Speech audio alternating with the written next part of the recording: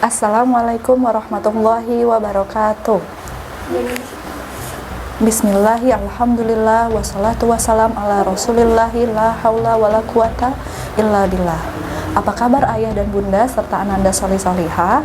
Tak terasa kita sudah memasuki Ramadan yang ke-11. Semoga Allah senantiasa memberikan kita kesehatan, juga berbagai kemudahan dalam menjalankan ibadah puasa.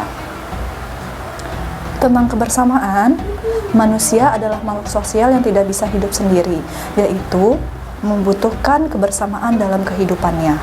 Allah Subhanahu wa Ta'ala menciptakan manusia beraneka ragam, baik dari fisik hingga potensi yang dimiliki.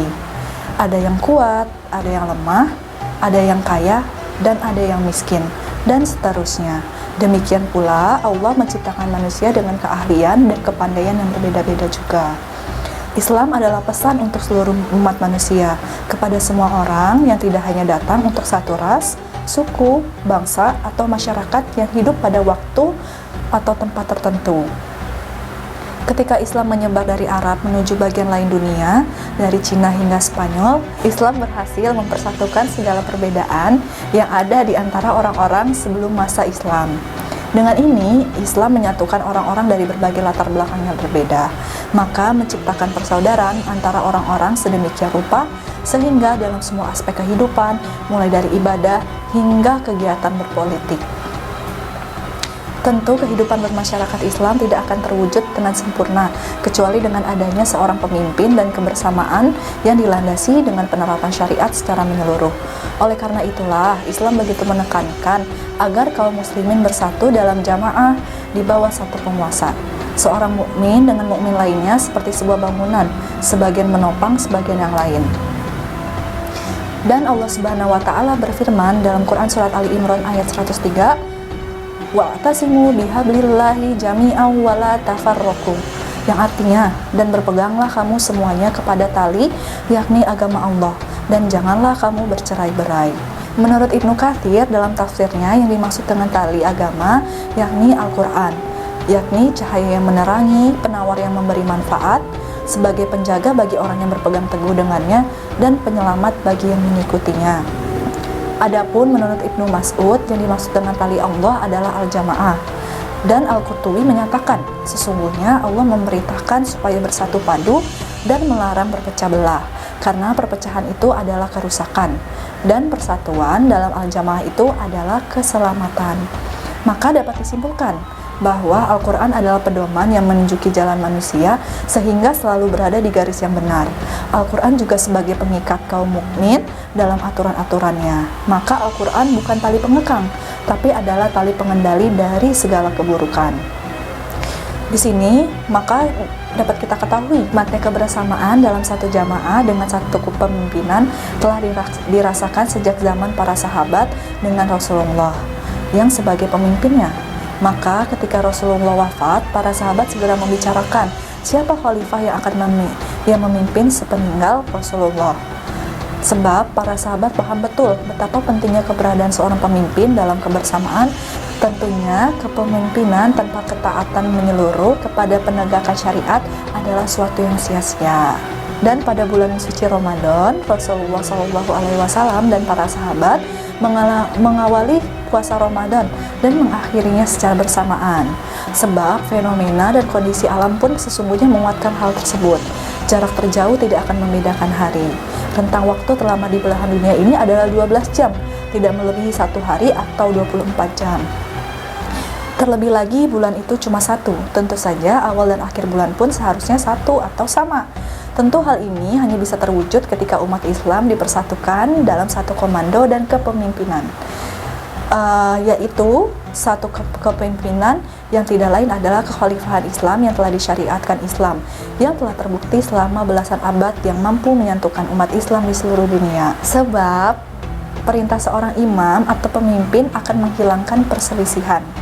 Walhasil, perbedaan dalam mengawali dan mengakhiri Ramadan bisa teratasi ketika umat memiliki satu kepemimpinan. Terlebih, Allah memang menjadikan Ramadan, Idul Fitri, dan Idul Adha sebagai simbol kesatuan umat Islam. Lalu dengan bermaaf-maafan juga mengukuhkan ikatan hati di antara sesama kaum muslim. Benih-benih perpecahan dan perbedaan Benih-benih perpecahan dan perbedaan pendapat menjadi pupus setelah semuanya saling memaafkan. Ikatan persaudaraan menjadi tumbuh kian kuat. Hal ini juga merupakan upaya membersihkan hati atas segala penyakit, sehingga saat memasuki Ramadan kita dapat dalam kondisi suci. Maka dengan ini ayah dan bunda serta anandaku yang soleh-solihah, dalam ibadah puasa dijalani merupakan upaya kita dalam menumbuhkan kepedulian terhadap sesama.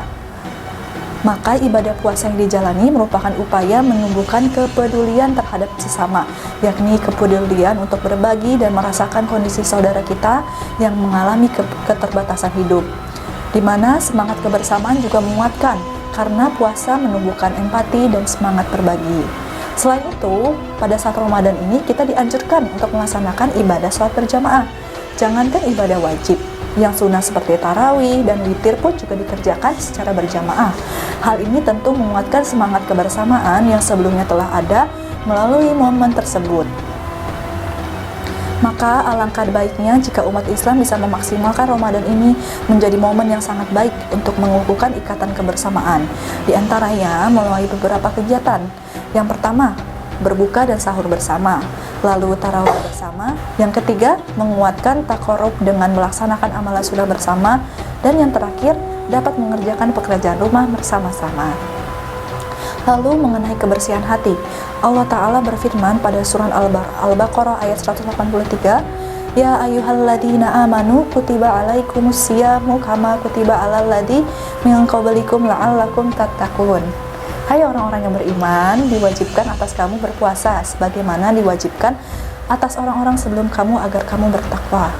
Ayat ini menunjukkan bahwa di antara hikmah puasa adalah agar seorang hamba dapat menggapai derajat takwa dan puasa sebab meraih derajat yang mulia ini. Hal ini dikarenakan dalam puasa seseorang akan melaksanakan perintah Allah dan menjauhi setiap larangannya. Maka di bulan Ramadan ini bukan hanya sekedar untuk melakukan aktivitas makan dan minum hingga waktu maghrib nanti. Maka di bulan Ramadan ini bukan hanya sekedar untuk tidak melakukan aktivitas makan dan minum hingga waktu maghrib nanti.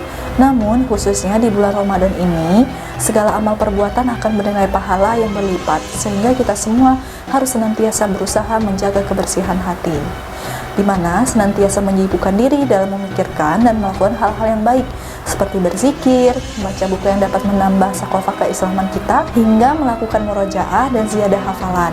Namun, apabila seseorang terlalu disibukkan dengan kesenangan yang lain, hati pun akan menjadi lalai dari memikirkan hal-hal yang baik dan lalai dari mengingat Allah. Oleh karena itu, apabila hati tidak tersibukkan dengan kesenangan duniawi, insya Allah juga tidak disibukkan dengan makan dan minum ketika berpuasa.